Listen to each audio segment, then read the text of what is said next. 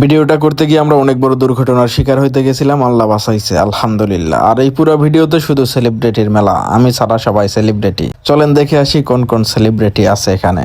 হ্যাঁ, আসসালামু আলাইকুম কলিজার টুকরা পোলাপান, আমি আপনাদের শাকিল খান। প্রতিদিনের মতো আবারও একটি নতুন ভিডিও নিয়ে হাজির হলাম আপনাদের সামনে। একটা ছোট ভাইয়ের দাওয়াতে জয়পুরহাট সদর নাইঙ্গাপীর নামক একটা জায়গায় মাহফিলে গেছিলাম। আমার সঙ্গে ছিল ছোট ভাই খন্দকার, ঝিনুক, সাকিব, সম্রাট সহ আমাদের ফুল টিম। তারপর সেখানে গেলাম, সেখানে গিয়ে শুনলাম ওখানে নাকি অনেক ভালো দই চিরা পাওয়া যায়। তারপর দই চিরা খাইলাম, আরো আদার্স অনেক কিছু খাইলাম। খাওয়ার পরে সেখানে সময় দিতে দিতে প্রায় 12টা পার হয়ে গেল। তারপর সেখান থেকে রওনা দিলাম মঙ্গলবাড়িতে একটা ভাইয়ের কাছে কিছু সময় দেওয়ার পর সব ছোট ভাইগুলা বলল, ভাই রাত তো অনেক হয়ে গেল, আবারও তো ক্ষুধা লাগলো, যেহেতু আমরা 12 জন আছি, বেশি কিছু খাইতে গেলে অনেক টাকার প্রয়োজন। তার থেকে চলেন জয়পুরহাট আজাদ হোটেলে গিয়ে ডিম খিচুড়ি খাই। তারপর সেখান থেকে রওনা দিলাম জয়পুরহাটের উদ্দেশ্যে। আস্তে আস্তে কেউ শুয়ে চালাচ্ছে, কেউ উঠে চালাচ্ছে, কেউ বসে চালাচ্ছে, কেউ ধীরে চালাচ্ছে, কেউ জোরে চালাচ্ছে। এরকম মজা করতে করতে আমরা একটা দুর্ঘটনার মুখোমুখি হইতে গেছিলাম। এই জন্য সবাই সাবধানে গাড়ি চালাবেন, কারণ সময়ের থেকে জীবনের মূল্য অনেক বেশি। তারপর সেখান থেকে আল্লাহ বাঁচাইছে আলহামদুলিল্লাহ, কোনো দুর্ঘটনা কোনো ক্ষয়ক্ষতি ছাড়াই চলে আসলাম আজাদ হোটেলে।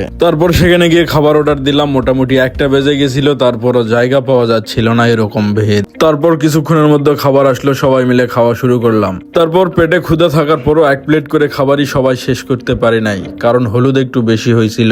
অন্যদিন তো ভালোই হয়, সেই দিন কেন জানি একটু প্রবলেম হয়েছে। প্রতিদিনের রান্না তো আর সমান নয়। যাই হোক, খাবার নিয়ে কথা না বলি, সেটাই ভালো হয়। তারপর খাবার শেষ করে উঠেই যাব, সেই সময় কারে, আপনাদের সবার সুপরিচিত কারে কিপাসু, যে ছোট ভাই মাহবুব দেখতে পাইছে আমারে। দেখার পর দৌড়ে ছুটে চলে আসছে।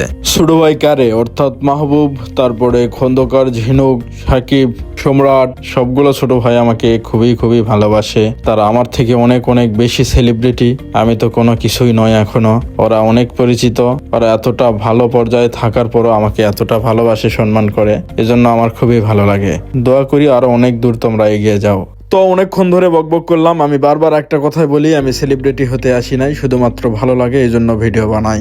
তো আপনাদের ভালোবাসা পাইলে আরো ভিডিও বানার আগ্রহ বাড়ে, এই আর কি। তো ভালো থাকবেন, সুস্থ থাকবেন, দেখা হবে আবারও নতুন কোনো ভিডিওতে। আল্লাহ হাফেজ।